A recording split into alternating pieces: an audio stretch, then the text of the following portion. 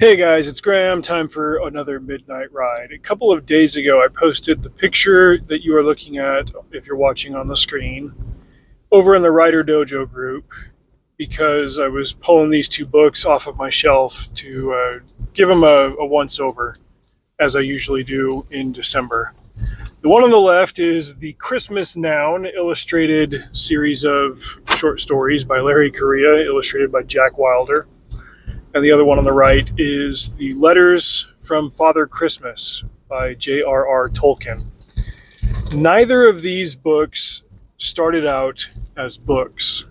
The letters from Father Tolkien were really, or from Father Tolkien, not that I'm deifying him or anything, the letters from Father Christmas were just letters that Tolkien wrote to his children growing up, as if they were from British Santa Claus, and he illustrated them himself. He was also a painter, and he liked to draw from time to time.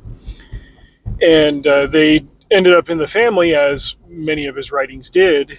And this was compiled and put out by Bailey Tolkien, which I don't remember off the top of my head. I think she's his granddaughter. And I've got kind of mixed feelings about that book, just because it wasn't something that Tolkien wrote to be published, but at the same time, you could say that about most things that Christopher published after J.R.R. died. I think it was just something that he wrote for family. It wasn't really something that he put out there for broad consumption. But like his letters, it gives an insight into the man's process and imagination, and it colors the season very beautifully. As well as chronicling various details of the lives of his children. You see the breaking points, that sounds more dramatic than it is, but just the point where Christopher got a little bit too old to be writing letters to Santa every year, but Santa would write back to the other kids, and Tolkien would spin these fantastical yarns about, hey, I'm busy this year, I'm going to have Polar Bear write the letter, and so on and so forth. They were just beautiful, imaginative things. Writing was Tolkien's craft. It wasn't just his job, it was his craft. And when he wanted to give gifts to his family, in this case it was in the form of writing. I assume he also got them actual physical presents, because he was a good father, unlike the people who didn't raise these climate protesters. Got him. But anyway, it's a book that he didn't put out to be a book. He just wrote. Similarly, the Christmas Noun started as a joke on Larry's website, Monster Hunter Nation, and it ran for years until I think 2016 was when this book got published and released. It was just a Kickstarter. It was a small project, but Larry started doing a post on his website making fun of, in good taste, but making fun of this trend where there are Latter-day Saint authors from Utah who write Christmas books that all are similarly named. Like Glenn Beck wrote The Christmas Sweater, and Richard Paul Evans wrote The Christmas Jar, and somebody else wrote The Christmas Letters. It's like there are these similarly sized and stylized hardcover, emotionally overwrought novels about the meaning of Christmas.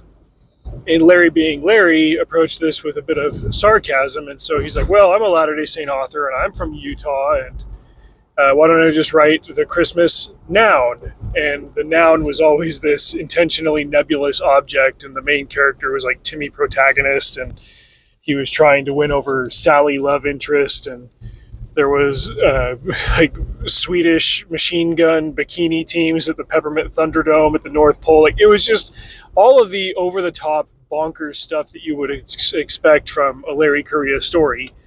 He wrote these funny little tidbits as his Christmas Noun story, and it took off. And so every year he would write another Christmas Noun thing until he felt that the joke had run its course. But he wanted to put it all together eventually to do this Kickstarter thing. Now, I missed out on the Kickstarter, but fortunately, this is how I became friends with Sam Robb.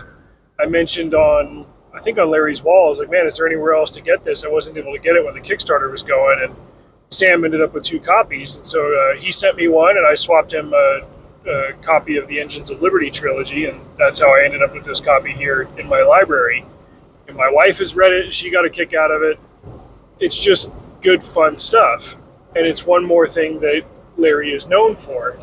But again, like, he didn't start out by writing this to make a book. He was just writing because writing is what he does. The reason that I'm mentioning all of this, and I shared this in the dojo group to say as much, is that there's no such thing as wasted reps. Yeah, I'm doing more of writing on my Substack.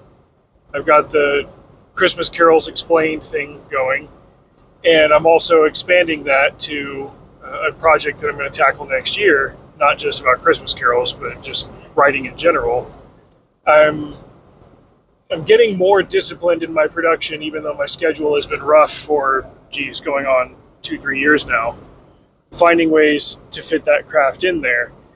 One of the key ways that I'm finding time to do that is being more disciplined about not getting distracted.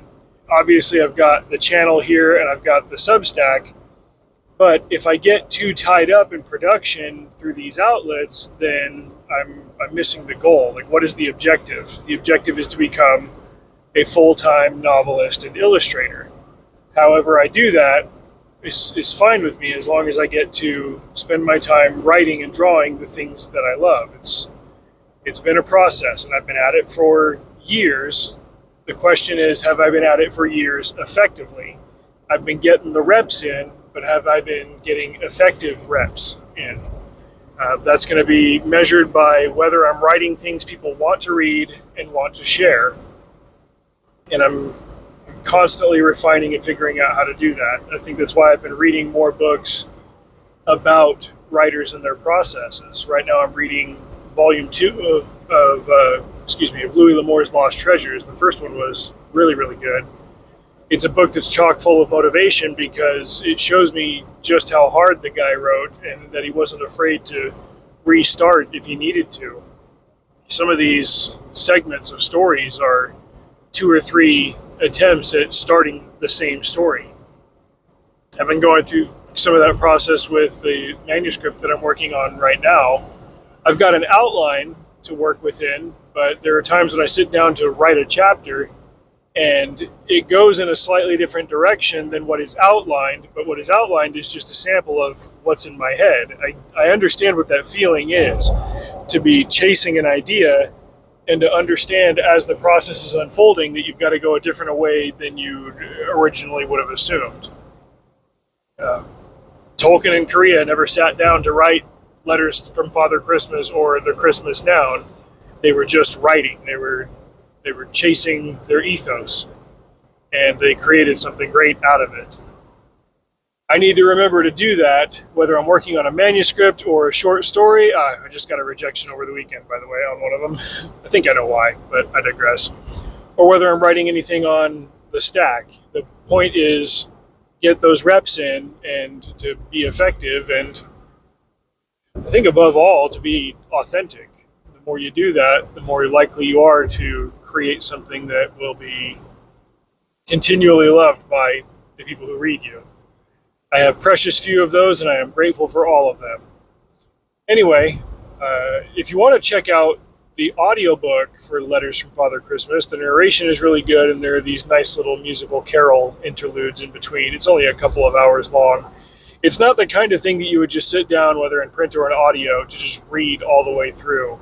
I still haven't read this book all the way through, but every year I pull it open and I read a couple of the letters, just progressing through it, because it's not about finishing the book, it's about understanding the experience. Ultimately, it took Tolkien years to write it, same way that it took Korea years to put together all the individual posts that then became The Christmas Noun. To be a writer, you've got to always be writing, and I've been getting better about that of late. I'm about 19,000 words into my current project, the middle grade book for boys, and it's, like I said, it's going a little bit differently than I originally assumed, but it's still headed in the same direction, and it's working, and I love it, and I think you guys will too. I'm very excited to get it done and to share it with you. Anyway, if you've read either of these books, or if you've got a similar project that you wanted to share here, a similar book that kind of came out in this way, Let me know in the comments below, and until next time, drive safe. I will see you out there. Merry Christmas.